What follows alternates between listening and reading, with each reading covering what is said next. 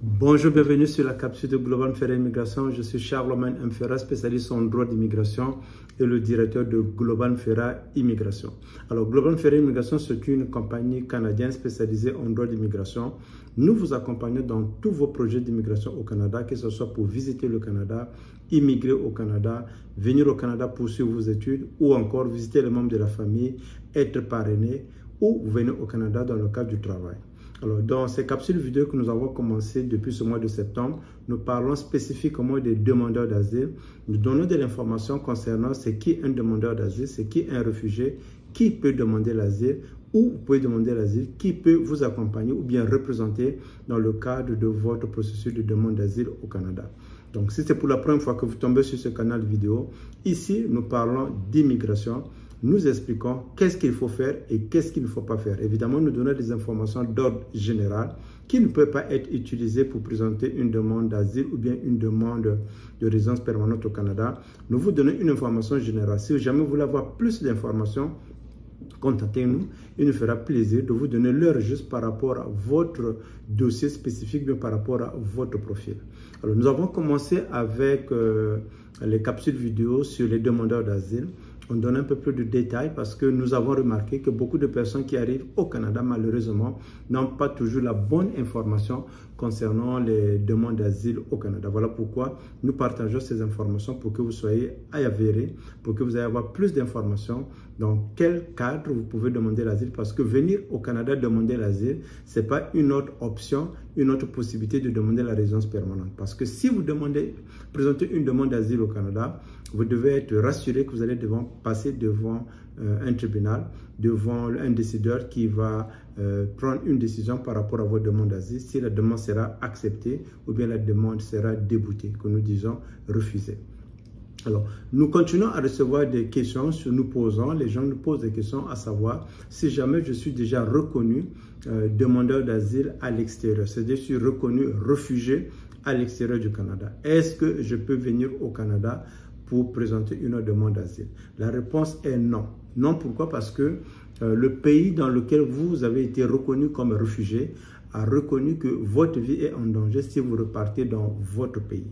Donc, ce pays a pris cette décision de vous offrir refuge parce que vous avez répondu à la définition de réfugié au sein de la Convention de Genève.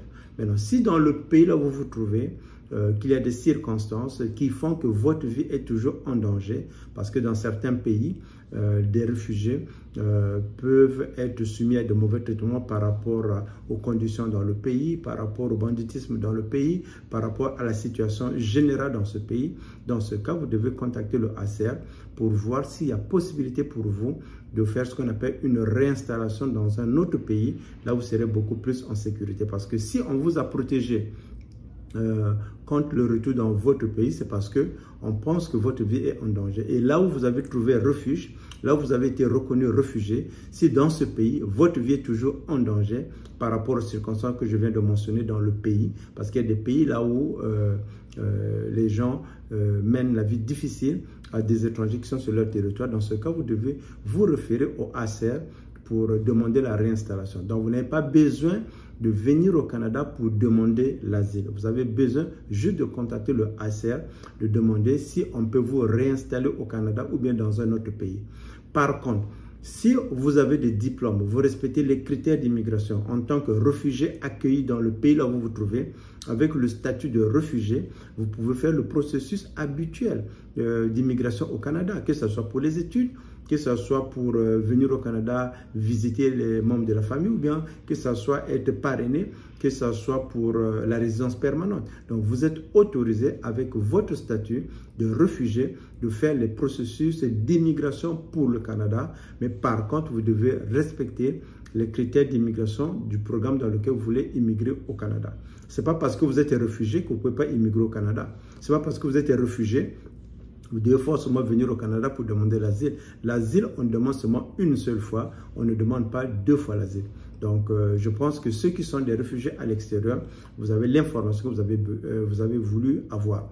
Alors, de l'autre côté, hormis la réinstallation du HCR, si vous avez les membres de la famille, ou bien une église, ou bien une communauté qui se trouve au Canada, cette communauté peut vous parrainer. Au Canada, nous avons un programme de parrainage des réfugiés qui permet à des citoyens canadiens, des résidents permanents du Canada ou encore à une église de vous parrainer, c'est-à-dire de permettre à ce que vous venez sur le territoire canadien comme des résidents permanents du Canada.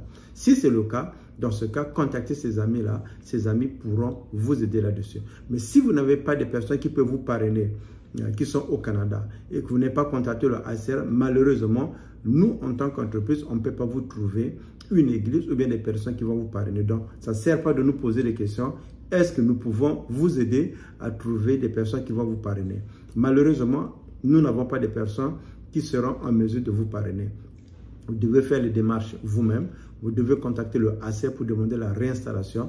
Ou encore, si vous respectez ou bien vous répondez aux critères d'immigration et des programmes d'immigration, vous pouvez également présenter une demande d'immigration au Canada dans un des programmes qui existent, soit la résidence permanente ou bien la résidence temporaire. Alors, si c'est pour la première fois que vous êtes sur ce canal vidéo, nous vous encourageons à vous inscrire, à cliquer la notification. Comme ça, quand nous allons mettre des vidéos en ligne, vous serez parmi les premières personnes qui vont recevoir les vidéos. Et vous qui suivez nos vidéos, nous vous recommandons également de cliquer sur la notification que j'aime pour que l'algorithme de YouTube puisse ramener à la lumière nos vidéos pour que beaucoup de personnes puissent avoir accès à ces informations que nous donnons de façon gratuite.